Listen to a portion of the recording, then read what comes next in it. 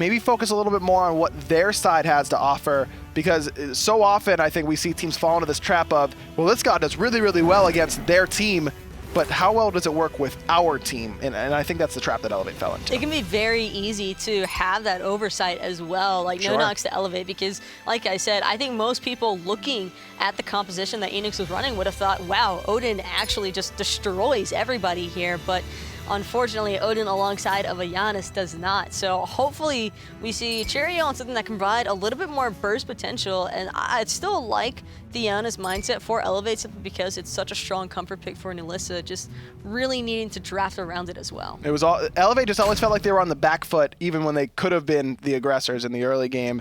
It's time to reset and try and find it in game 2. Eanix immediately taking Nemesis for Faeles once more, and can't say I blame him. He looks so good on it, and with the bans looking at Bellona and Fafnir, Fafnir one of the top pick potentials right now. You know, Cyrus banned away from Elevate, what Eanix first picked last time. This Nemesis was the obvious choice. I also am really digging the Terra pick here for Dardez as opposed to the Ares last time. Yeah. Ares kind of just fell off into the backside. He was kind of just there in the corner, not really to be tampered with or worried about, because it's just nothing he could really do. But on the Terra, he can have some presence. He can help Jermain with the pressuring on the current. It could also potentially be a solo lane pick, although it doesn't really seem to suit Numbers' playstyle. Cherryo immediately back to his Naja. This is the character that Cherryo really made his name for himself on back during his London Conspiracy days, taking it back here for Elevate. Now that Naja's basically a meta pick. I mean, a lot of people are picking her and having a lot, him, a lot of success with him. Who doesn't do that? I mean, come on. It's the little ponytail things right here, man. Who wears those? Man buns? Are you one man bun? One man bun. You actually just dissed the man bun. The double man bun? Are you really going for that? That's how confident he is in his masculinity. If Matty Pocket walked in with a double man bun, you're telling me to be about that? You haven't seen the things that Matty has done. I sure haven't. Nox and Ra banned away by Eanix. Elevate don't want to see Funball back on that Kronos or on one of his signature gods, the Hui. Elevate going for Scylla in the mid lane here for nulisa. A phenomenal combo with the Naja. But does this god fit nulisa's playstyle? I think that nulisa can make it work. She's a very talented mid lane player. She has a lot of mechanical skill to her name and to back herself up with. It's really just going to come down to execution and her synergy with Cherryo more than the synergy with the gods alone. Well, Funball going back to a magical ADC anyways. He's going to take that soul, pop a lob on that signature Poseidon that he brought back in during Season 3. Robin the final pick here for Elevate, and it's a beautiful one. Robin has a great matchup up against Poseidon. Very hard for Poseidon to really lock him down with that Kraken with the overhead kick. Elevate's draft this time around, much better. Has a little bit of, does well against their team, but mostly works well together as a unit. I really like Elevate's draft this time around, and also, what if it's Funballer on the Poseidon with a throwback? We're ready to go in a game for game number. You really think Lawbster is going to give up Poseidon? I'm just saying, Funballer's done it before. It would have been hilarious, because it's EU. Poseidon ADC is legit. I'm gonna say that right now. I agree with you, but it's Lawbster, man. I mean, he's one of the signature Poseidons, like, ever. When I think of Lawbster, I honestly think of Agni. Well, yeah, Agni's the top one. Agni's the top one, but I mean, Poseidon's pretty legit. Right there with that Agni. nulisa pokes out Lawbster in the early stages, and there's a good sign. Scylla, one of the most mana-efficient gods in terms of clearing in the early game, plus that stands up time. Going to make it a little bit easier as well, so you don't have to worry about throwing away your mana too much with the crushes. Puts Lawbster to right around half HP. Cherryo takes a lot of damage, though. Takes some minion aggro from that ring toss, and then the slice and dice from Faeles. We saw it was Captain Twig fall victim to that earlier on. It was a quick first blood against Obey. That time, Cherryo just gets low. It's kind of insane how much that archer damage, it's really just the archers that stack up on you and just completely shred whatever hopes of health you had. Well, it's Elevate securing those fire elementals on the right-hand side. Using that early clear that Naja brings to the table, just one of the reasons why he's had such a resurgence. That early extra bounce on the ring toss just does so much to give Naja that early pressure. I also think that last tick with the AoE auto swing helps out greatly as well as far as clear is concerned, and it just does a significant amount of damage. Oh, it's disgusting. I mean, you get a crit on that thing, you're swinging for 1K easily, even in the early stages of the late game. Faeles a little bit behind in terms of XP through the early game here, but this is what you expect up against the Naja, who, as I mentioned, just has that early clear. Nemesis really does not. Though these days, Nemesis, where she used to struggle pretty heavily in the early game, the ability to get Bluestone now at level 1, in addition to Bumba's Mask, has really been a big reason why Nemesis has had such a big resurgence. Funballer and BigManTingz kind of just stacked up on each other, but I do agree. I think that the Bluestone has significantly impacted Nemesis's clear in a positive way, and it just makes things so much easier for a Nemesis to get rolling. BigManTingz has not gone for a Bluestone of his own. Instead, the Watcher's Gift. Double root there from Dardez, decent damage onto Funball, though Soul has pretty excellent self-sustain with that first ability. One of the, again, you want to talk about, we're just talking about all the gods and why they're good now. Soul had a little bit of trouble during the beginning of Season 4, but once Radiance was buffed to give better sustain in the early game, was enough to just bring Soul kind of back into the meta. I still believe that magical ADCs are fairly risky picks in comparison to physical hunters as far as the dual lane is concerned, simply because they don't have as much health to offer, and missing the Faeles effects I think is what really gave the magical ADCs such a huge boost over physical hunters way back when. But now that they don't have that Faeles ability provided to them, they have to be much more calculated. Faeles gets sashed by Cherryo, but no ultimate to follow up. Probably the right call with no numbers stuck near his tower on the right-hand side.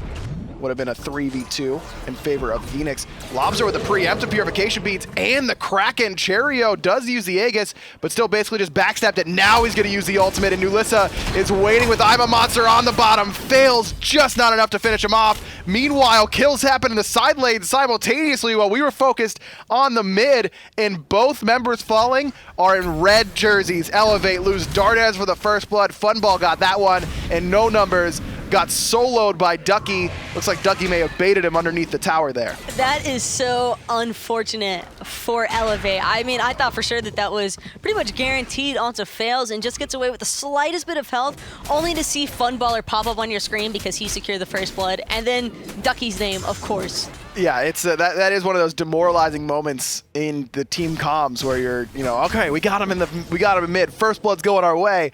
What, he lived? Wait, you died and you died too? Like, come on, guys. It's a tough situation. It's BigManTingz with that Hand of the Gods using it on the purple buff. We haven't really talked about that relic selection for Eanix's support, but that is a pretty popular pickup, especially for the Amaterasu in that support role, helping to clear those buffs early on, as well as just provide even better objective control, which Amaterasu already excels at. It's so easy to invade with as well, and that's kind of what BigManTingz likes to do. He likes to play that aggressive. I think that he really likes playing the aggressive support whenever he gets these kind of guardians such as the Amaterasu. I mean, she's a warrior, but he likes to play her for the vroom vroom possibilities.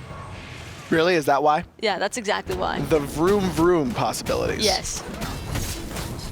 Alrighty then. You're so fast with the Amaterasu, especially on the Poseidon and a Nemesis. It's true. It's quite a bit of movement speed. But I think I would have preferred hearing he prefers it because of the extra movement speed and, extra kiteability that it gives you, not the extra vroom vrooms. Layman terms for you. Oh, thank you, Taco. Oh, BigManTingz silences out Cherryo, but it doesn't matter because he's going to find that Windfire Wheels ultimate. Beautiful play out of Elevate's jungler. Puts Elevate on the board for the first time in 2 games. Now he's in trouble, though, as Funball has arrived. Supernova, not enough to claim his life, as Jermain and Dardez both show up as well. Even no numbers joining the party in this mid lane. Mystic Rush, and nulisa sets it up with that Sycamore Crush combination, and Elevate even it up 2-2. That was a very strong fight for Elevate, all off of that pick from Cherryo, and it just kind of falls back to Lawbster not having those purification beads from when he popped them in mid lane preemptively, kind of just hoping that Cherryo would opt to use his ultimate, and that's basically the fear that a Najah always instills into any squishy player. And this is before Cherryo even has Blink. It's only going to get worse from there. Whereas on the other side for Elevate, we saw it was Eanix who had 4 purification beads in game 1. Now it's Elevate with 4 Aegises in game 2. Very lacking in hard CC, something that we haven't really talked about with this draft for Eanix. Ducky brings the stun in the knockup with the 72 transformations. BigManTingz has a stun with the dazzling offensive, but that's about it in terms of guaranteed hard CC. They lack the hard CC, but they have plenty of slows, which I think can still be a fairly effective form of crowd control. They just have to be a little bit more on top of their game as far as execution is concerned. Well, Dardez went for an early wing blade in game 1. Could probably expect him to do the same here in game 2 with even more slows on the side of Eanix this time around. Also has an opportunity for someone on Elevate, whether it be No Numbers most likely or Dardez, to go for a sprint, a relic that I think is a little bit undervalued right now, especially with how good that upgraded sprint gas pedal effect is. Not only would Jermain get a lot of mileage out of that, but so would Cherryo. Fails again, caught by that ultimate. Nulisa gets the reset with I'm a Monster, the perfect execution out of the mid and jungle. I'm a Monster, reset gonna miss, and BigManTingz turning it around. Nulisa is stunned out and exploded. Funball makes the most of his rotation. Ducky knocks down Dardez with the magic cudgel, and Eanix find 2 for 1 in the mid lane. What looked like it was a promising fighting attempt by Elevate just gets turned 180, all because of Lawbster just last-minute juking out that Scylla ultimate. Yeah, that was huge, because not only does that mean that Lawbster doesn't fall, but it means that Nulisa doesn't have the CC immunity anymore. And right as that I'm a Monster fell off, it was BigManTingz finishing off that dazzling offense for the stun. Remember, Nulisa has Aegis, not purification beads, left in place long enough for Funball to come and clean that fight up. And Funballer with the slight knockup as well, just continuing to prevent the use of that relic. And I mean, we saw last game where it was Dardez having to face off against 4 purification beads, and now it's Lawbster facing off a Team Aegis. Good luck with that, though. Dardez now has his on cooldown, so expect Lawbster to be looking for him pretty quickly with that Kraken. It should be up shortly.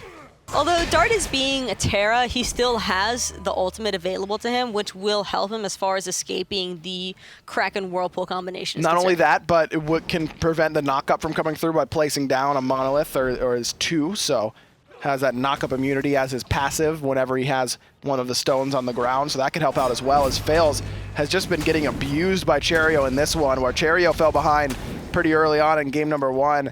The same can be said for Faeles, just now hitting level 9, whereas Cherryo's been level 10 for a little bit. All Cherryo wants to do right now is just try and force beads as often as possible. He's just trying to pull them with his sash, and every now and then he's just going to start randomly ulting off of the sash, because pro players, they try to hold their relics. They don't want to necessarily use their purification beads directly off of a sash because they anticipate that they're just trying to burn that relic. Very, it's a lot of mind games when it comes to that sash. If you're going to be using your ultimate right off of it or not, you can kind of condition your opponents to think that you haven't been ulting off of it or have been, and then punish them for reacting accordingly. As No Numbers is going to make his rotation to the mid lane, but Ducky soon to follow. Ducky doesn't have his teleport, but will have it much sooner than No Numbers will, so a slight advantage there for Eanix's solo.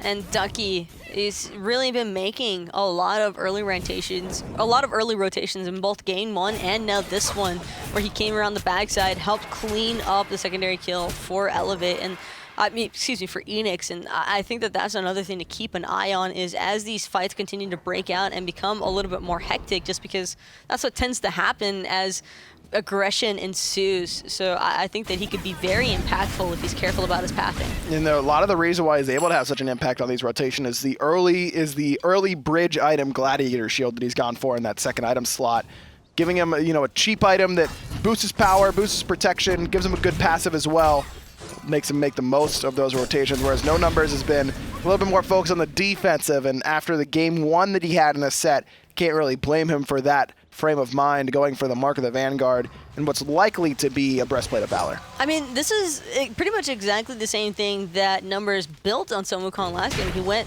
Warrior Tab into the Gladiator Shield, except he opted for the Urchin on the 3rd slot. Ducky's going into a Breastplate, and I think that where it kind of just fell apart for him was he was just getting pressured out so often by the Osiris. He couldn't really have the impactful rotations that you would have been looking for with the Gladiator Shield. Ducky, however, against a Ravana, you're a lot safer. Without a doubt, and that's why we saw Elevate immediately ban Osiris. I believe that was their first ban right away. Make sure Ducky didn't get his hands on that one more time. No Numbers does secure his own blue. Misses picking it up the first time, but no real kill potential for Ducky quite yet. We're past that point in terms of the solo lane warriors. Now it's basically turned into slap fighting, but it does first force No Numbers back, and he doesn't have his teleport available for 30 more seconds, so there's an opportunity maybe if Eanix recognized this. Ducky could just teleport over to Gold Fury, especially with Cherryo backing right now. This could be a window of opportunity, but the oracles are there for Elevate, meaning they have guaranteed vision around this gold. But it seems as though the Gold Fury is still what Eanix have on their mind, at least baiting out the fight. Right now it's Dardez who's already responded, Jermain and nulisa hanging out just to see if anything can happen. Big damage on nulisa just from BigManTingz alone, takes him about 3rd HP off of Elevate's mid laner, but this is bought enough time for Cherryo to return. Ducky never teleported over, and now No Numbers teleport is up and available. So is someone in that mid lane. I believe it's Lawbster, who went for a ride with Cherryo. Not enough to kill him quite yet, but a big crit coming out of Cherryo is going to put number 4 on the board for Elevate. The dive is on, and Ducky will find nulisa all on his own, as BigManTingz is forced to ult defensively to get away from Cherryo. No Numbers. Ducky got a caught in no man's land right now, but he's Sun Wukong, even without his ultimate, likely okay here. I mean, he already pulled out nulisa, which is what he was looking for, was just locking down that kill, make sure she doesn't get away. But now it's Elevate trying to make sure that Ducky doesn't get away for free. They can't do anything to him, though. He's just healing off these abilities. It was the rest of Elevate going for the Portal Demon, though, and they're going to be able to secure it. Good objective-minded play from Elevate. Eanix was trying to do the same on the left-hand side, trying to have Lawbster and Funballer do the Gold Fury all by themselves, but even with Ducky trying to prevent No Numbers and Dardez from getting in, he could not do it.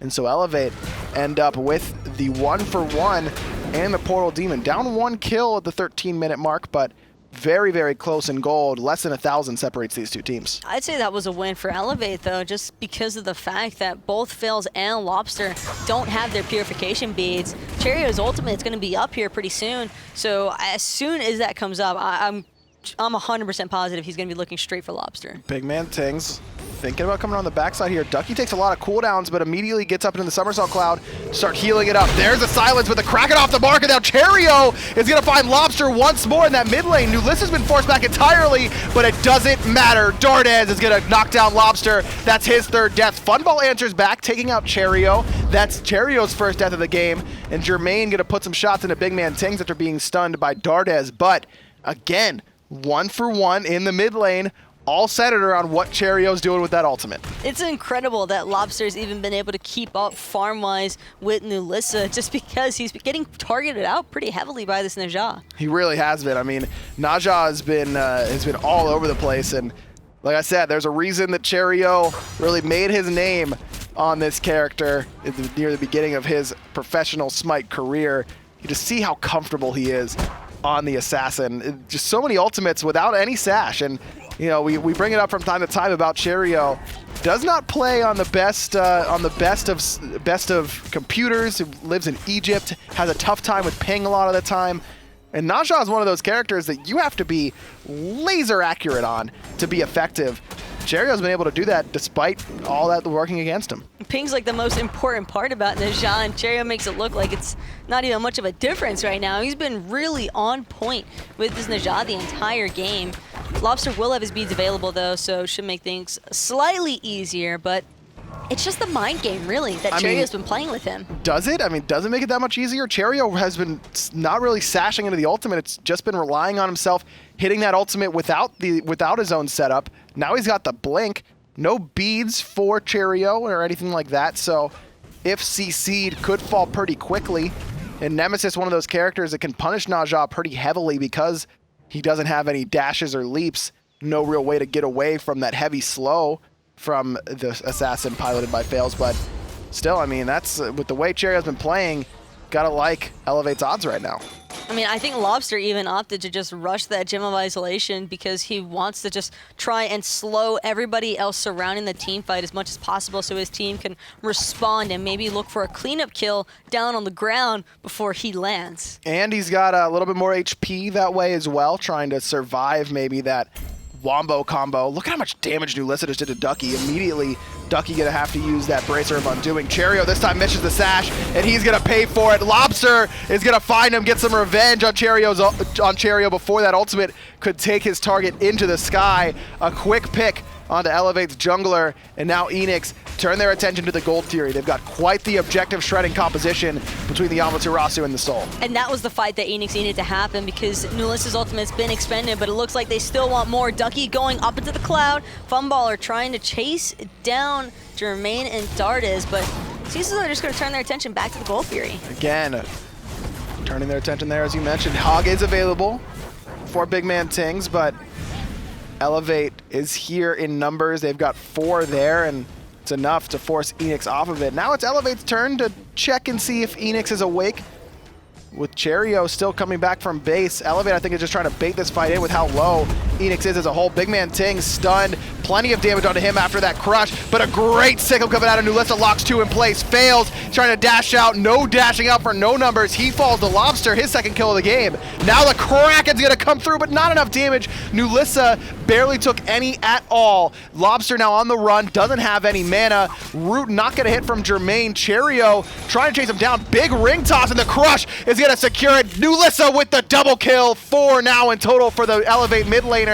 And now, Taco, now is their chance for the Gold Fury. Just too much pussyfooting around for Eanix. They really just needed to not try and fight that. Once they recognized that they couldn't secure the Gold Fury, they needed to back off. And now it's Big Man looking to try and go in, keeping them off this Gold Fury as long as possible. And nulisa's in her ultimate, forced to use it. Tingz has Hog, but a Cherryo's gonna ult him to keep him out of the danger. Gold Fury goes down, but Eanix is the one to get it. Funball stole it away. It fails to get a kill. Dardez fails, still in the back line, finally gonna fall into the hand of Cherryo, but Eanix steal it away from under the clutches of Elevate. And really, Eanix just punished Elevate there for being a little bit off the mark with the secure. That is just, Elevate should have secured that.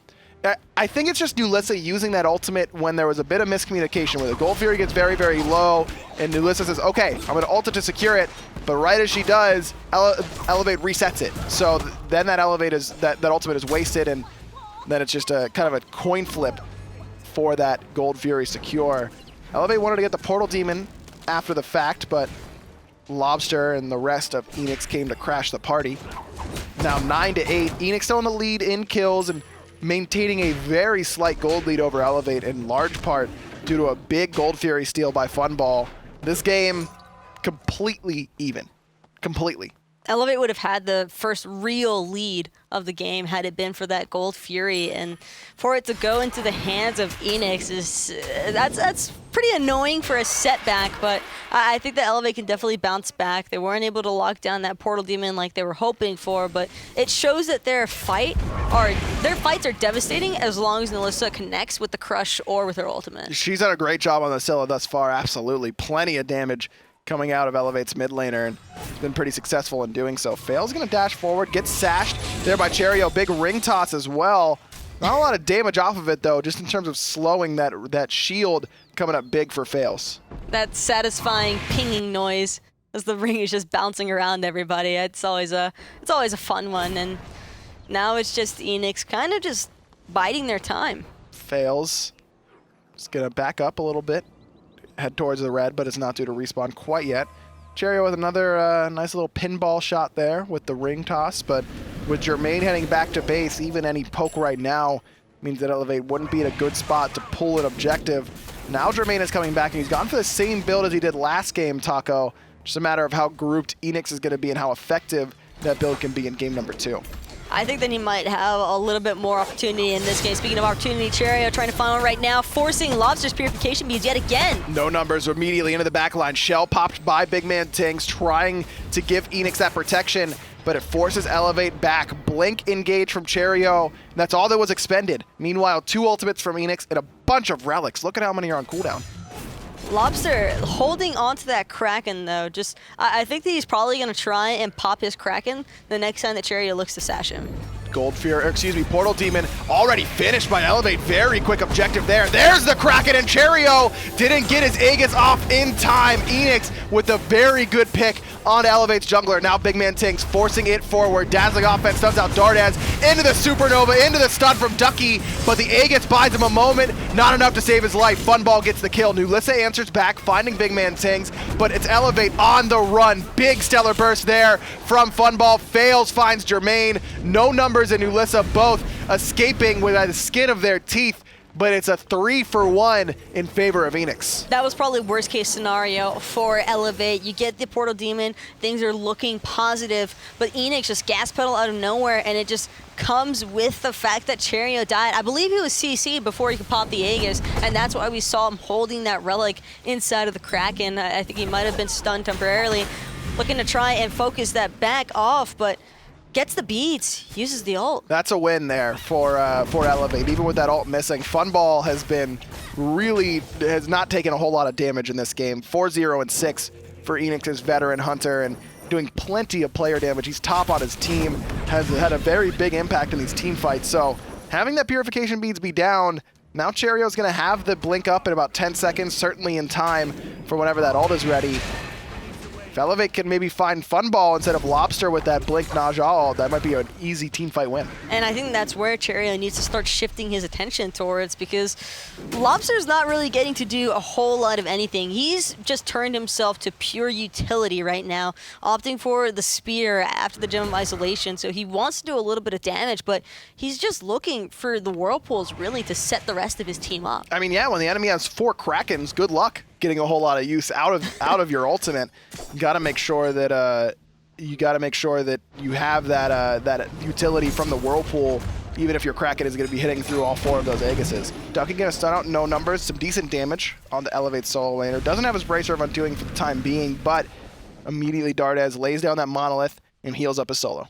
And Dardez has kind of just been a silent factor here yet again, kind of happened in game number 1 with the Ares, but I think that this time he's been a little bit more patient as far as when he's popping that Terra's Blessing, because other than Cherryo looking for that all-in initiation, there really hasn't been anybody trying to start things off on Elevate. Cherryo off the mark with a Sash, and again the focus is onto the jungler. This time gets to use his Aegis, but still no Kraken coming out of Lawbster quite yet. Jermain lurking in that left side jungle as the rest of Eanix is all grouped right in front of Elevate. This mid-tier 1 tower seems to be the focus, and they've got plenty of objective damage between the Soul and that Amaterasu if they can get that Amaterasu passive near that tower. Now BigManTingz thinking about going in, but Cherryo's the one to blink forward and Sash, but now has to ultimate away. Good Kraken out of Lawbster, hits 2, but no numbers, immediately uses a Bracer to just heal it back up. Stellar Burst pokes down nulisa to about half HP, but Elevate just reset and use that Monolith to heal back up. Both really strong engages and counter engages, but Elevate trying to use the Crush for a little bit of poke potential.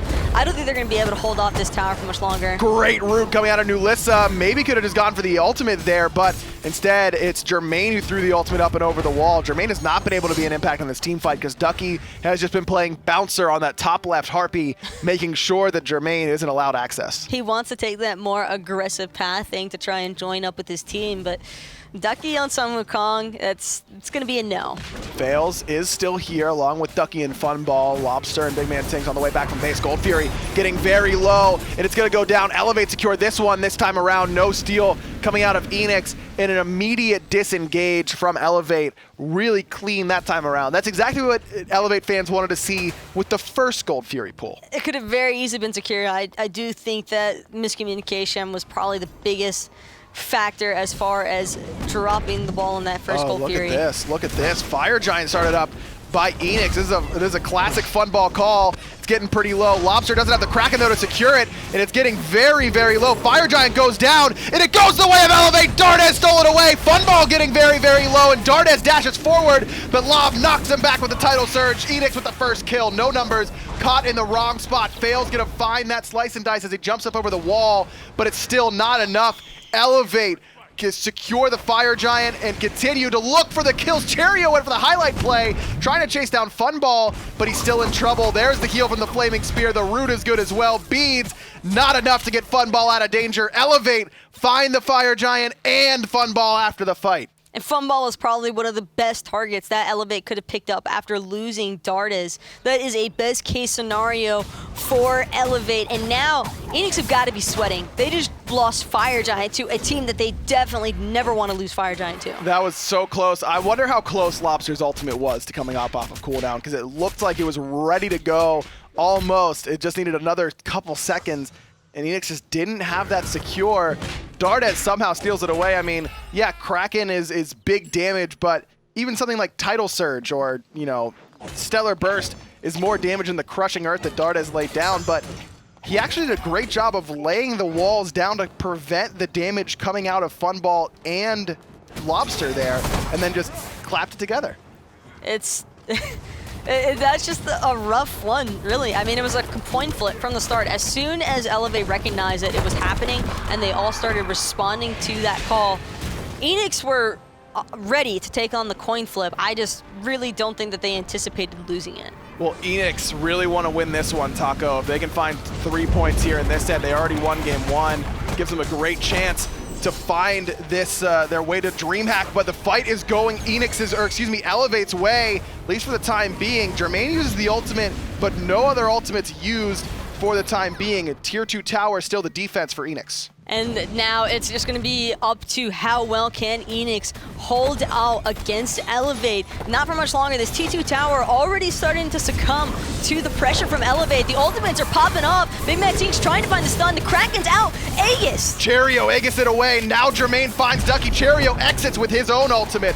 Jermain still going through the motions, hitting those auto attacks. And the Odysseus bro is coming up big. Dardez is going to find Lawbster underneath the Phoenix. Jermain still going for it. Funball puts Eanix on the board in this one. Game. But Jermain gonna find another one. Still going for BigManTingz, but the rest of his team is on the Phoenix.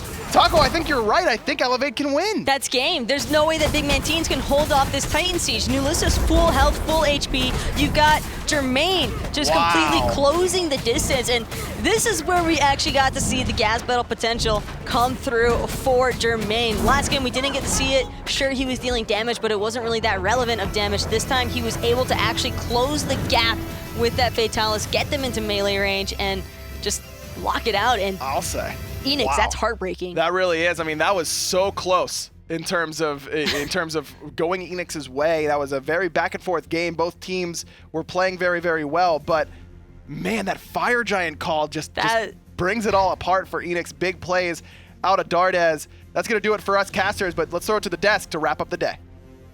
Welcome back to the desk, everybody. We have Cherryo from Elevate here to talk to us. How you doing, Cherryo? Hello? Hello. How you doing? What's up? How are you guys doing right now after this split? Mathematically, you guys are out of contention towards Valencia, but heading towards the fall split. What's your team's mentality moving forward? Can you repeat the question again? I'm sorry. So after not being able to qualify for Valencia, because I think you guys are at 5 points now, if I'm not mistaken, I think mathematically you guys are out of contention towards Valencia, but how is your team's mentality moving forward from this split? Well, the mentality is a lot better now. Like we did try to go to DreamHack. Obviously, we wanted to go for the 4-0 to Eanix and Rival. Then we would have went to DreamHack, but unfortunately we split with Eanix today, so we're out of the contention. But like we're looking for the next split. Just want to go to Worlds and hopefully perform better next split. What were the changes that happened kind of within the team? You know, starting off, they had Nika as that jungler, and then you stepped in, and you know, we saw kind of some changes come from the team. We saw you guys pick it up a little bit. What did you bring to this team once you jumped on? I think the reason I was chosen over Nika is just shot calling and telling, like, they need not someone to tell the players what to do, because it feels like everyone still now, even when I'm in the team, everyone's kind of lost. We don't know how to push leads. We don't know what to do with the game. Like, we don't really know how to adapt to the game. But it's a bit I don't know. It's a process. We need time, and hopefully it will be better. It seems to me that you guys have interesting strategies whenever you pick that Odin in the first game. You know, definitely not your style of Naja. Is that more of you wanting to play Odin, or is that something that your team requested upon you? Can you repeat again, because the quality is really bad. Oh, okay. I'm sorry. Yeah, I was just wondering about that Odin last pick for the first game. Is that something you wanted to play, or is that like your team? All right, I think we have to say goodbye to Cherryo there. Thanks for coming on, and good luck with the rest of the year, Cherryo and Elevate. Let's dive right into Eanix and Elevate. This was a game we were all very hyped about, all the implications. Could Elevate be the spoiler team? And Yes. they were. We talk about Elevate all the time of how they managed to take away these splits from these top-tier teams. Last split, taken away from Energy, even Obey Alliance at times. They're able to take some serious games off of these teams, and I'm not surprised here against Eanix that they managed to do so. And even with like the roster turnover, the Elevate squad is just a team whose their identity is being split machines and being very clutch in those moments. They were always finding ways to get back into the game here, and if you look at game number 2 here of the last set specifically, I think it was all about nulisa. You definitely had the combo potential with Cherryo and nulisa, with Cherryo on that Nija, and then with nulisa on the Scylla, just be able to do this combination. I mean, you have the combination right here. I mean, with that I'm a monster come down to finish off the opponent. Yeah, and the reason why I was asking that question before is I know that Cherryo is kind of this utility setup guy playing this Naja, and that's his comfort pick. Now playing this comfort pick of the Naja in game number 2, it just seemed to be clicking all across the board for Elevate. And it's really just impressive that he's able to play that Nija at such a high level with such a high ping, with the bad frame rates and all of that. I mean, we got to experience just how bad his ping was in that interview. It's not a joke. He actually plays with about 30 or 40 frames per second and like close to 200 ping, which is why he's considered such a LAN-animal. When his team does qualify to any sort of LAN here in Atlanta, he's able to step it up. All right, but going back to game number 1 with Eanix, we got to look at Faeles. Faeles has been one of those dynamic junglers. His former team, Elevate, losing him was a bit of a blow, but Eanix got all the rewards for picking him up. Absolutely. He's able to transition into this team relatively well here, playing the Nemesis, able to really shut down Cherryo, and it makes sense as to why you would want to pick this Nemesis into such a tanky composition. For sure. Faeles, he's just one of those guys who, his positioning, he's been one of these junglers who's been trending upward, and he's going to punish you with this Nemesis if you got that tinky comp. We saw Nemesis banned away quite a bit today, but not in this last set, and then after that, there was just no more Nemesis from that point on. Faeles couldn't really try to get things going in game number 2 compared to Cherryo in game 2. All right, let's go back to the top of the day. Let's look at Obey and Burrito. Not as big of a game as this last game was, but Obey showed up. Ataraxia came to play. Absolutely. Ataraxia kind of bailed Captain Twig out of game number 1, I would say, because Captain Twig got off to a slow start in that first game, getting caught a little bit out of position here, playing the Naja, tried to make the plays happen, but Ataraxia is just a monster in that mid to late game, and he got it done for Obey. We talked about how Burrito and how these like the CC level teams that are now in the SPL, they get these leads, but then they don't know what to do with it. And this is just, you know, par for the course. Obey, they played it safe, they played to the late game, and they just found their moment. We even saw Burrito get an early goal here around the 14-minute mark, but it still just wasn't enough because of the grouping up from Obey Alliance. You give them an inch, they're going to take a mile, and that's what they did with their positioning. They were grouped up. Even the Geb support here out of Millsy was just doing work. And that's not to say that Burrito had a bad game.